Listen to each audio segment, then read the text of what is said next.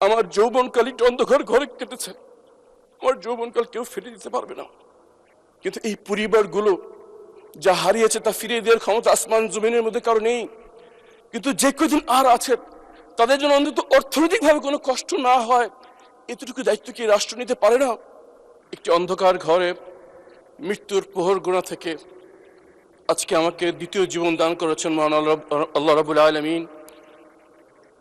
আমি মনে করেছিলাম যেহেতু দ্বিতীয় জীবন পেয়েছি, আমার পরিবার, আমার সন্তানের আমাকে 8টি বছর পায়নি, তাদেরকে নিয়ে দেশের বাইরে চলে যাব। যে দেশ আমাকে অধিকার দিতে পারে না সেই দেশে আমি থাকবো না। কিন্তু যখন 48 নম্বর ওয়ার্ড যুবদল সভাপতি সাজিদুল ইসলাম সুমন ভাইয়ের মেয়ে হাফসা ইসলাম রায়তার চোখের দিকে তাকায়, যে এখনো বাবার জন্য অপেক্ষা করে আছে, তখন যেতে পারি না। মানে স্পিকার, আমরা যে কথা বলছি, আমরা যে বিষয়ের সাক্ষী, বেশ কিছু শক্তিশালী অপশক্তির বিরুদ্ধে আমরা সাক্ষী দিচ্ছি, যারা এখনো ক্ষমতাসীন অবস্থায় বিদ্যমান। আমাদের এই সাক্ষী তাদের ভীষণ অসুবিধার কারণ, এবং আমরা যদি কথা বলি তাদের আমাদের জীবনের ঝুঁকি এখনো রয়েছে। যেমন ভাবে জীবন দিতে হয়েছে আমার ভাই হাদিকে। কিন্তু যখন এই সুমন ভাইয়ের মেয়ের চোখের দিকে তাকাই, মনে পড়ে যে আমার মেয়ের কথা। 8টি বছর তারা জিজ্ঞেস করতো বাবা কোথায়, কেউ উত্তর দিতে পারতো না। আছে এখনো সুমন ভাইয়ের মেয়ে বলে যে আমাকে গুম করে আমার বাবাকে যেখানে রেখেছো সেখানে নিয়ে যাও, আমি আমার বাবাকে জড়িয়ে রাখবো, আর জড়িয়ে ধরে রাখবো, কোনোদিন ছাড়বো না। মোহাম্মদ পারভেজ ভাইয়ের মেয়ে আদিবা ইসলাম রিদি বলে, সবাই বলে ধরে নাও বাবা মারা গেছে, বাবা কি কোনো অঙ্ক যে ধরে নিব বাবা মারা গেছে? মাননীয় স্পিকার, এসব অসংখ্য মেয়ে, মা, স্ত্রীর চাপা চোখের পানি, ক্ষোভ এখনো বিদ্যমান। এই রাষ্ট্র তাদের কোনো জবাব দিতে পারেনি। মাননীয় স্পিকার, আমি এখানে দাঁড়িয়ে গুমের ভুক্তভোগী পরিবারের পক্ষ থেকে 3টি দাবি উত্থাপন করতে চাই। প্রথম দাবি জবাবদিহিতা। যাদেরকে গুম করা হয়েছে তারা এখনো রাষ্ট্রীয় স্বীকৃতি পায়নি। মাননীয় স্পিকার, এই গুমের ভুক্তভোগীদের রাষ্ট্রীয় স্বীকৃতি প্রয়োজন। যারা গুমের সাথে জড়িত তাদের অনেকেই এখনো গুরুত্বপূর্ণ দায়িত্বে বিদ্যমান, অনেকে আইনের আওতায় বাইরে দাঁড়িয়ে দেশের ভিতরে অস্থিতি সৃষ্টি করার চেষ্টা করছে। এদেরকে বিচারের আওতায় আনতে হবে। সর্বশেষ, এই বিচার যেন স্বচ্ছ হয়, ফ্যাসিস্ট আমলে লোক দেখানো একটি নাটক যাতে না হয়। এই 3 নিয়ে আমাদের প্রথম দাবি জবাবদিহিতা। দ্বিতীয়ত দাবি, এই ঘুমের ভুক্তভোগী পরিবারদের তাদের প্রিয়জনকে কেউ আমরা ফিরিয়ে দিতে পারবো না। আমার যৌবনকাল একটু অন্ধকার ঘরে কেটেছে, আমার যৌবনকাল কেউ ফিরিয়ে দিতে পারবে না। কিন্তু এই পরিবারগুলো যা হারিয়েছে তা ফিরিয়ে দেওয়ার ক্ষমতা আসমান জমিনের মধ্যে কারো নেই। কিন্তু যে কদিন আর আছে তাদের জন্য অন্তত অর্থনৈতিকভাবে কোনো কষ্ট না হয়, এতটুকু দায়িত্ব কি রাষ্ট্র নিতে পারে না? আমরা কতগুলো ব্রিজ বানানোর পরিকল্পনা করছি, একটা ব্রিজ বানানোর অর্থ যথেষ্ট হাতে গোনা এই কয়েকটি পরিবারের অন্তত অর্থনৈতিক নিরাপত্তা দেওয়ার জন্য। আপনার মাধ্যমে সরকারকে আহ্বান জানাচ্ছি, 17 বছর ধরে এই পরিবারগুলো অপেক্ষা আছে, আর তাদেরকে অপেক্ষা রাখবেন না।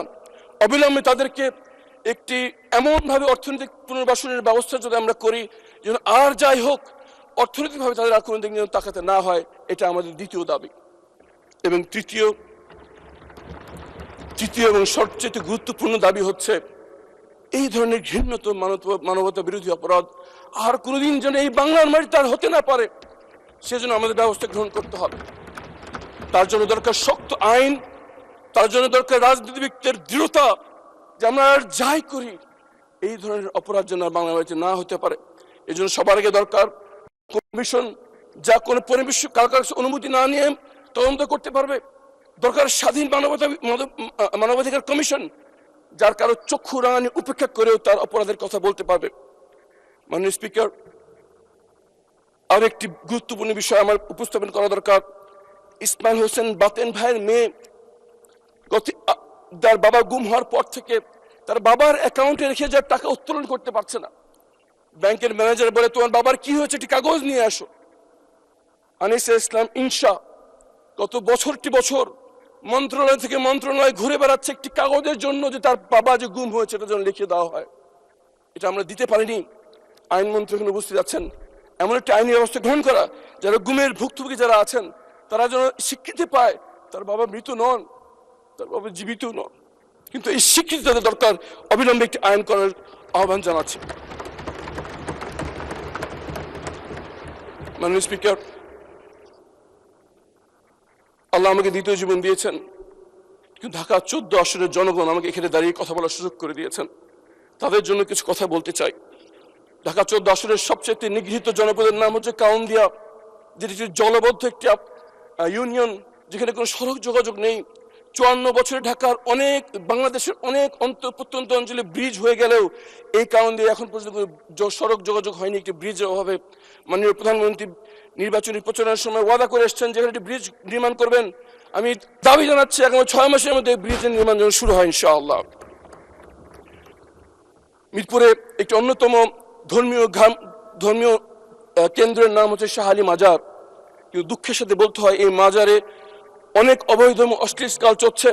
মাজারের সম্পত্তি নিয়ে ব্যাপক দুর্নীতি হচ্ছে। মাননীয় ধর্মমন্ত্রী এখানে উপস্থিত আছেন, আমি ওনার সহযোগিতা কামনা করছি।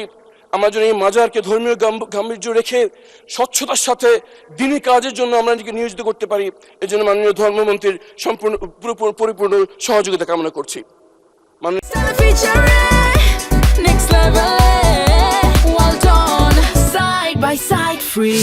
স্পিকার, আমাদের একটি দূতাবাসের একটি প্রোগ্রামে কয়েকজন সংসদ সদস্য নিয়ে আমি গেলাম। একজন সংসদ সদস্য পরিচয় দিচ্ছে যে আমি ইন্ডাস্ট্রিয়াল এলাকার এমপি, একজন পরিচয় দিলাম আমি অভিজাত এলাকার এমপি, আমি পরিচয় দিলাম আমি কিছু গরিব মানুষের এমপি। কিছু খেতে খাওয়া মানুষ যারা রোদে পুড়ে বৃষ্টিতে ভিজে আমাকে এই সংসদে পাঠিয়েছে এই আশায় যে একটি পরিবর্তন আসবে, তাদের ভাগ্যের পরিবর্তন ঘটবে। কালো টাকার প্রভাব, পেশি শক্তির ব্যবহার, সীমাহীন দুর্নীতি বন্ধ হয়ে সৃষ্টি হবে জবাবদিহিতামূলক ইনসাফ ভিত্তিক সমাজ। এর জন্য আমাদের প্রথম প্রয়োজন রাজনৈতিক ক্ষমতার বিকেন্দ্রীকরণ, জবাবদিহিতার একটি পরিবেশ সৃষ্টি করা, যাতে যে ক্ষমতায় আসুক সে যেন শাসক। মাননীয় সদস্য, আপনাকে আরো 2 মিনিট দেওয়া হলো, বলেন। ধন্যবাদ স্পিকার। আমার এই গরিব মানুষগুলো রোদে পুড়ে বৃষ্টিতে ভিজে মাত্র কয়েকটা টাকা ইনকাম করে, সেখান থেকেও তাদেরকে চাঁদা গুনতে হয়। মাননীয় স্পিকার, এই চাঁদাবাজি হাতে গোনা কয়েকটা লোক লক্ষ লক্ষ মানুষকে জিম্মি করে রেখেছে, কারণ এই চাঁদাবাজদের পিছনে রয়েছে রাজনৈতিক শক্তি। আজকে মহান সংসদে দাঁড়িয়ে আহ্বান জানাচ্ছি, আমাদের কি আর কিছু পাওয়া আছে জীবনে? আমরা একজন মাননীয় সংসদ সদস্য, আমরা কেন এরকম চাঁদাবাজদের আশ্রয় প্রশ্রয় দান করব? আসলে আমরা শপথ গ্রহণ করি, যারা মানুষকে কষ্ট দেয়, যারা মানুষদের কাছ থেকে চাঁদাবাজি করে, যারা মানুষকে হক নষ্ট করে, এদেরকে আর যাই হোক আমরা রাজনৈতিক আশ্রয় প্রশ্রয় দেব না ইনশাআল্লাহ। এবং ইনশাআল্লাহ আমি নির্বাচন থেকে ঘোষণা করেছি ঢাকা 14 আসনে কোনো চাঁদাবাজ সাথে আমার কোনো সম্পর্ক নেই এবং কাউকে আমরা চাঁদাবাজি করতে দেব না ইনশাআল্লাহ। এই ঘোষণা প্রত্যেকজন সংসদ সদস্যের কাছ থেকে আমি আশা করছি ইনশাআল্লাহ। ফুটপাথগুলো বেদখল হয়ে রয়েছে, খালগুলো দখল হয়ে রয়েছে, যার কারণে একটু বৃষ্টি হলে জলাবদ্ধতা হয়ে যায়। খেলার মাঠ নেই, যুব সমাজ খেলাধুলা করতে না পারার কারণে মাদকাসক্তির মধ্যে ঝুঁকে পড়ছে। শিক্ষা কেন্দ্র যেখানে আমাদের সন্তানের মানুষ হয় সেখানে নিয়োগ বাণিজ্য চলছে, এগুলো বন্ধ হওয়া দরকার। আসলে আমরা ঘোষণা করি যে সবার আগে দেশ 5 বছরের দলীয় স্বার্থ নয়, 50 বছরের জাতি গঠনের কথা চিন্তা করে আমরা দেশ চালাবো ইনশাআল্লাহ। যদি আমরা এই কাজটি করতে পারি তাহলে আমাদের শরীর যখন কবরে পৌঁছবে তখন আমাদের রেখে যাওয়া কাজের বিনিময়ে কালকে আমাদের কঠিন প্রশ্নের সম্মুখীন হওয়া যখন আমরা হব, তখন এই কাজগুলো আমাদেরকে শেফায়াত দান করবে, আমাদের প্রশ্নের উত্তরকে সহজ করে দেবে, আমাদেরকে সত্যিকার অর্থে সফলকার করবে এই দুনিয়াতে এবং চিরস্থায়ী জীবনে। সম্মানিত স্পিকার, আপনাকে ধন্যবাদ। আসসালামু আলাইকুম ওয়া রাহমাতুল্লাহি ওয়া বারাকাতুহু।